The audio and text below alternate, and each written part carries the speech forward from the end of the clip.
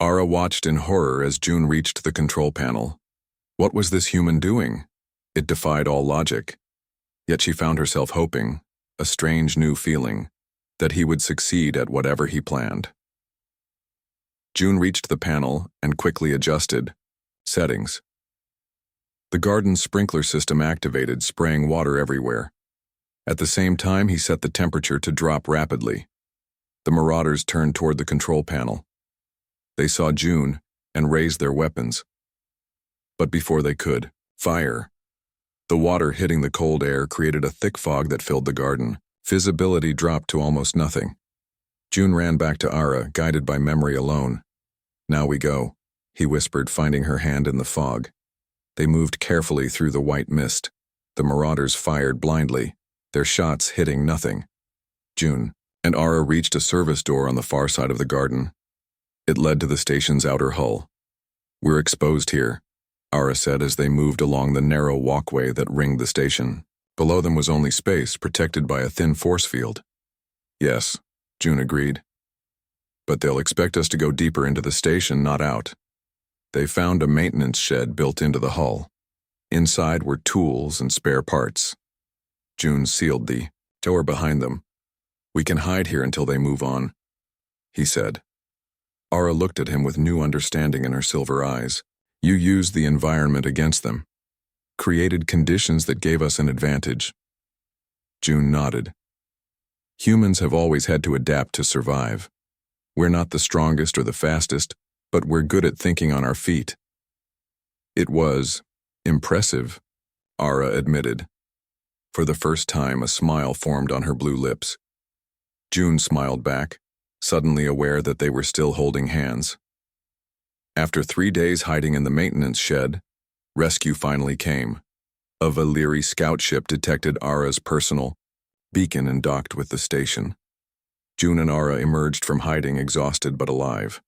The marauders had left, taking what they wanted from the station. The Valyri crew stared at June with suspicion. Humans and Valyri rarely worked together.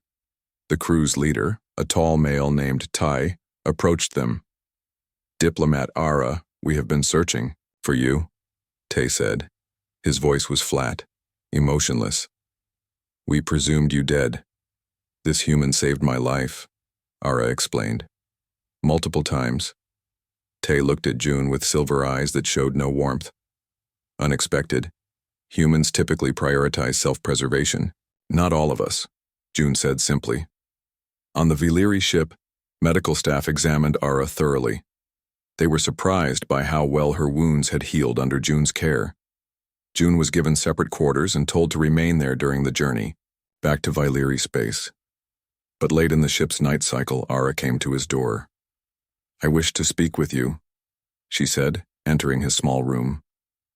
"Tomorrow we reach the diplomatic hub. We will go our separate ways." June felt a strange sadness at her words. "Back to our own worlds." "Yes." Ara sat beside him. "But I am not the same person who left my world. The things you showed me, taught me. I am changed." June smiled softly. "I've changed too." "The High Council will want my report on the attack," Ara continued. "But I will tell them more. I will tell them about humans. About you." "What will you say?" June asked. "That we have been wrong about humans. We saw your emotions as weakness. But I have seen that they give you strength, courage, kindness." Ara's voice had a new quality to it, a warmth that hadn't been there before. "I will propose a new alliance between our peoples." June's eyes widened. "Will they listen? I do not know. But I must try." 6 months later, June stood in Earth's largest diplomatic center in Seoul. He wore his formal uniform, awaiting the arrival of the Valyri delegation. He hadn't seen or heard from Ara since they parted. He didn't know if her mission had succeeded. The doors opened. A group of Valyri entered, their blue skin and silver eyes drawing stares from the human diplomats. At their head walked Ara. She wore formal robes with new markings that June didn't recognize. Their eyes met across the room. And then Ara did something that made the other Valyri freeze in shock. She smiled. She walked directly to June, ignoring. Protocol. Official June. She greeted him formally, but her eyes held warmth. I am pleased to see you again. Ambassador Ara, June replied, noticing her new title. The pleasure is mine. Later, after the formal meetings began, Ara explained what had happened. The council resisted at first, she told June as they walked in the embassy garden. They saw no logical reason to ally with humans. What changed their minds? I did, Ara said simply. I showed them medical scans of my brain. Being with you altered my neural patterns. I can feel emotions now, faint but growing stronger. Many thought it was damage, a flaw. She paused, but I showed them it was evolution, growth, that our two species can learn from each other. June stopped walking and turned to her, and they agreed. Not all, but enough. I am the first emotional ambassador of my people. Ara's face showed pride, another new emotion. I will learn from humans, and teach my people what I learn. It won't be easy, June warned. Emotions can be wonderful but also painful, like when we parted, Ara said softly. I felt sadness. Yes. And now, seeing you again, I feel... Ara struggled to find the word. Happy? June suggested. More than that. Ara reached out slowly and took his hand, an intimate gesture for her people. The Valyri have no word for it yet, but humans do. June's heart beat faster as he looked into her silver eyes. We have many words for it. I know, Ara said. I have been studying them all. Above them, the stars began to appear in the evening sky, the same stars that had brought them together across the vastness of space. Two different beings from two different worlds, building a bridge neither had thought possible. And with wet cloths when the fever burned too hot. Near morning, Ara began to shake violently. No, no, no, June whispered. Stay with me, Ara. Stay with me. In desperation, June remembered something he had read once about Valyri biology. Their heart rate could be stabilized through a specific pressure point on their neck. With shaking hands, he found the spot and pressed gently. Ara's shaking slowly stopped. Her breathing steadied. The fever broke like a wave receding from shore. When she opened her eyes again, they were clear and bright. You saved me, she said softly. Again. We saved you, June corrected. I just helped your body do what it needed to do. Ara reached out and touched his hand. It was the first time she had initiated contact. Her cool fingers rested lightly on his skin. My people would say your emotions make you weak, she said, but I have seen that they make you strong. Without your human compassion, I would not be alive. June turned his hand so that their palms met. Maybe both our peoples have something to learn from each other. As the station's lights brightened to signal morning, a new understanding grew between them. Beyond species, beyond logic, beyond the stars that had brought them together. A week had passed since Ara's fever broke. The medical bay had become their home. They had pushed beds together to make a small living space. June had found games and books in the storage lockers.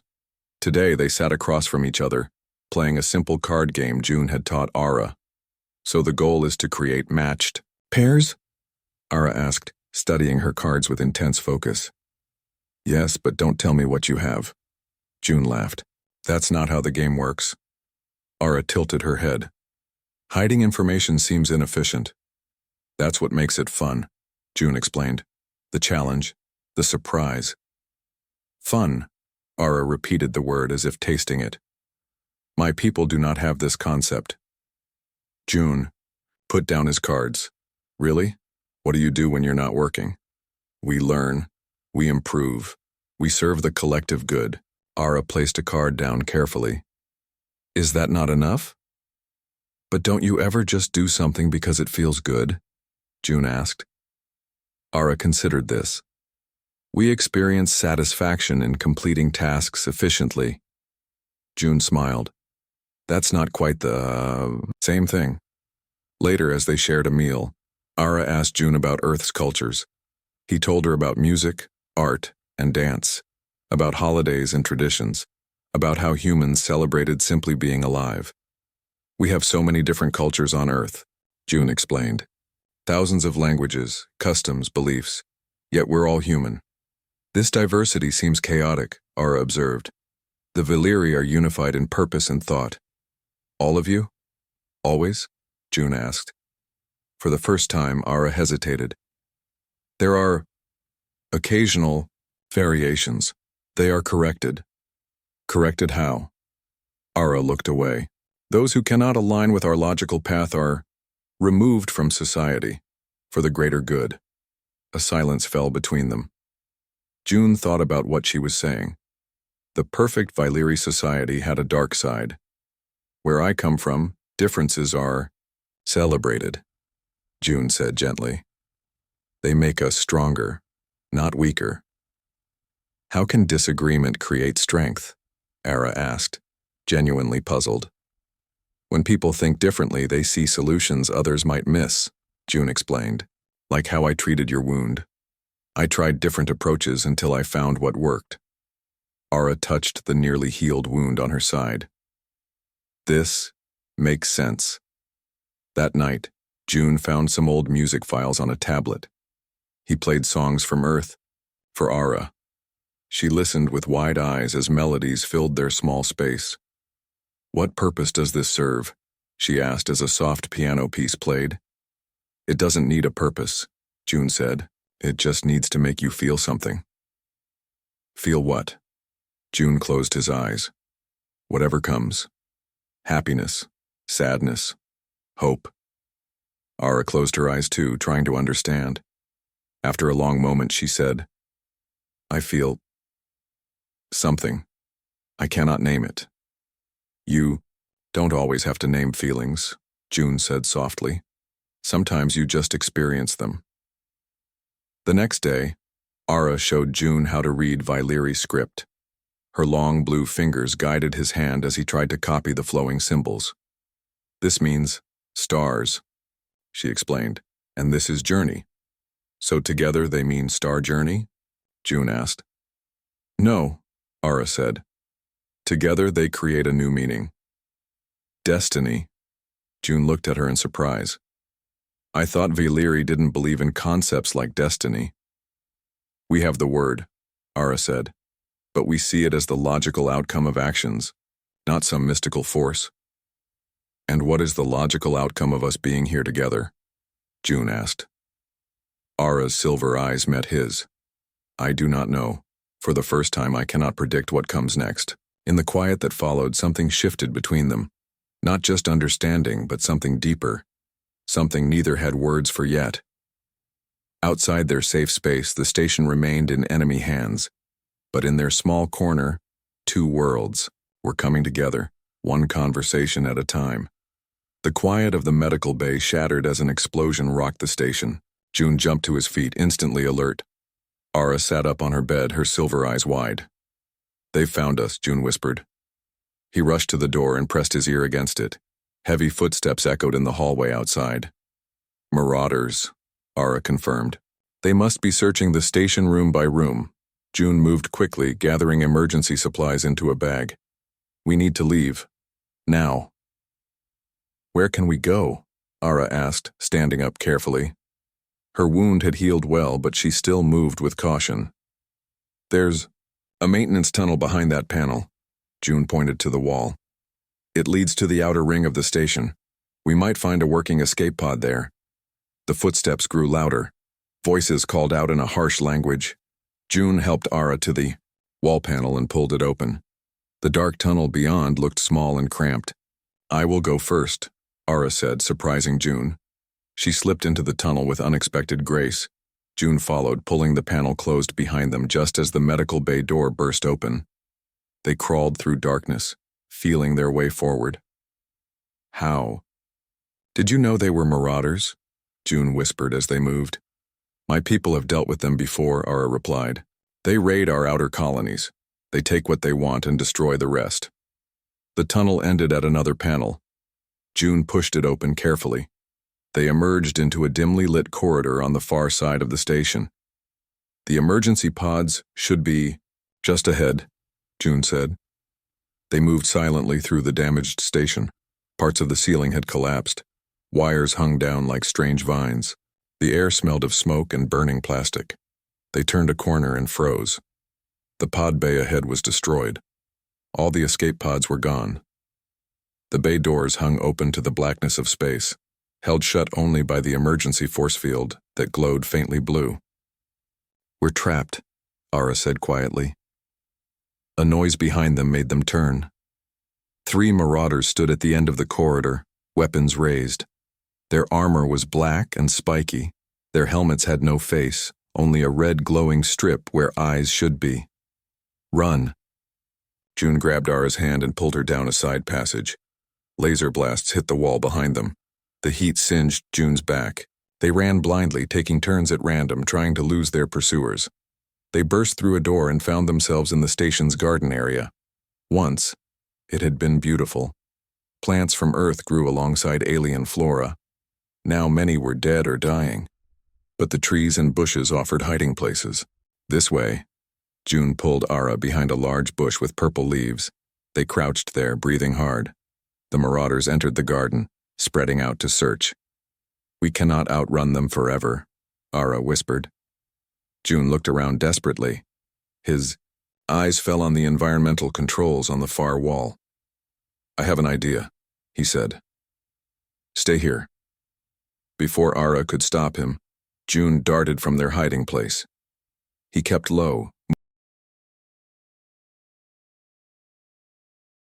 June sat in the small corner of the medical bay, his eyes fixed on the control panel. The red warning lights flashed across his tired face. He had been on this outpost for 3 months now. 3 long months away from Earth, serving as a medic for the Interstellar Defense Corps. The attack came without warning. The outpost shook as the first bombs hit. June grabbed his medical bag and ran toward the command center. "All personnel evacuate now." Captain Han's voice boomed through the speakers. "This is not a drill. Repeat, this is not a drill." June moved against the flow of people running to the escape pods. His job was to make sure everyone got out safely. The halls filled with smoke as another explosion rocked the station. "Medic, we need a medic here," someone shouted from a side corridor. June turned and ran toward the voice. Through the smoke, he saw 2 security officers standing over something on the floor. As he got closer, he realized it wasn't a human lying there. It was a Valyri. The tall, blue-skinned alien was clearly a diplomat, based on the silver markings on her face. Blood the color of dark purple seeped from a wound in her side. "We found her near the meeting rooms," one officer explained. "Must have been here for talks when the attack started. Her shuttle was destroyed in the first wave," the other added. "We need to go now." June knelt beside the alien. Her eyes, large and silver, stared at him in confusion and pain. "What's your name?" June asked, pulling out scanning equipment. "Ara," she replied, her voice like wind chimes. "You should leave me. The logical choice is to save yourself." "That's not how we do things," June said, checking her vital signs. The wound was serious but not fatal if treated soon. Another explosion, closer this time. Dust fell from the ceiling. "Final warning," Captain Han's voice came again. "All pods. Launching in 5 minutes, anyone not aboard will be left behind." The 2 officers looked at each other, then at June. "We have to go," one said. "Are you coming?" June looked at Ara, then at his medical bag. "You 2 go. I'll get her to Pod Bay 3 if I can." "You'll die here," the officer warned. "Maybe," June replied, "but I won't leave a patient behind." After the officers left, June turned back to Ara. "I'm going to move you. It will hurt." Ara shook her head. "Why risk yourself for me? We are not even the same species." "That doesn't matter," June said as he applied a quick bandage to stop the bleeding. "Pain is pain. Life is life." With effort, June lifted Ara. She was lighter than he expected, but still heavy enough to make him strain. Her skin felt cool against his arms. This action defies logic, Ara whispered as June carried her through the smoke-filled corridor. Humans often do, June replied with a small smile. They moved slowly through the damaged station. Twice they had to change routes due to collapsed sections. The 5-minute warning passed, but June kept going. There was always a chance one pod remained. A group of marauders appeared at the end of a hallway. Their armor was black, faces hidden behind masks. June ducked into a side room just before they spotted him. "We're going to need a new plan," he whispered to Ara, whose silver eyes watched him with growing interest. "You could still leave me," she suggested. "I would understand." "Well, I wouldn't," June replied firmly. "We're in this together now." Checking his tablet, June found an alternative route to the emergency medical bay. It wasn't an escape, but they could survive there until help came. "Hold tight," he told Ara. "This might get rough." June moved carefully but quickly, avoiding the search parties looking for survivors. Ara remained silent, though he could tell she was in pain. Finally, they reached the medical bay. The small room was untouched by the attack. June laid Ara on a treatment table and began proper medical procedures. "Our ships will come looking for me," Ara said as June treated her wound. "But they may take days." "Then we wait days," June replied simply. "I've got enough supplies here to keep us both alive." As June worked, Ara studied his face. "I have never understood humans," she admitted. "You choose emotion over logic, passion over reason." June smiled as he finished bandaging her wound. "Is it so wrong to care about others?" "It is inefficient," Ara replied. "Maybe efficiency isn't everything," June said. "Sometimes the heart knows what the mind can't understand." Outside, the sounds of the attack faded. The station had been taken. Now they needed to stay hidden and alive until rescue came. As night fell in the station's cycle, June sat beside Ara, monitoring her healing. Against all odds, they had survived the first day. Many more would follow, and neither knew how this unlikely partnership would change both their lives forever. 3 days passed since the attack on the station. The emergency medical bay became a small world for June and Ara. The room hummed with the soft beep of medical machines. June checked Ara's bandages again, his fingers gentle against her blue skin. "Your wound is healing faster than I expected," June said with a smile. "Your species recovers quickly." Ara watched him with her silver eyes. "Yes, the Valyri body is efficient. But without your help, I would have died." June shrugged as he put away his tools. "Anyone would have done the same." "No," Ara said firmly. "They would not. Your crewmates left. The logical choice was to leave. You stayed." June sat on a stool next to her bed. "Humans don't always make the logical choice." "This is what confuses me about your kind," Ara said, trying to sit up. June helped her, adjusting the pillows behind her back. "You risk everything for strangers. You make decisions based on feelings." June laughed softly. "Is that so bad?" "It is different," Ara replied. "The Valyri removed emotion from our society 5,000 years ago. We found it inefficient." June raised his eyebrows. "You feel nothing? Ever?" "We feel sensations. Pain, pleasure, hunger. But not what you would call emotions. No anger, no fear." She paused. "No love." The word hung in the air between them. "That sounds..." June searched for the right word. "Lonely." "We do not experience loneliness," Ara said, but something in her voice made June wonder if that was entirely true. June got up and checked the food supplies. The ration packs were designed for humans, but he had found some that were safe for Ara to eat. "Our rescue ships will come," Ara said. "But the marauders may still be in this system. It could be days more." June nodded as he prepared a meal for them both. "Then we have time to learn about each other." As they ate, June told Ara about Earth, about oceans and mountains, about cities full of millions of people, about his home, in a small town where he could see the stars clearly at night. That is why I joined the Corps, he said. I wanted to see those stars up close. And has it been worth it? Ara asked. June looked at her and smiled. I'm here, aren't I? That night, as the station's lights dimmed to simulate night, Ara developed a fever. June worked frantically, trying to understand what was happening. His medical training had covered basic vilary physiology, but there was so much he didn't know. Your body is fighting an infection, he explained as he injected medicine into her arm. Something in the wound. I need to clean it again. Ara's silver eyes were cloudy with fever. If I die, promise you will still try to save yourself. You're not going to die, June said firmly. Not on my watch. All night, June fought for Ara's life. He cleaned the wound again and again. He tried different antibiotics, careful not to use any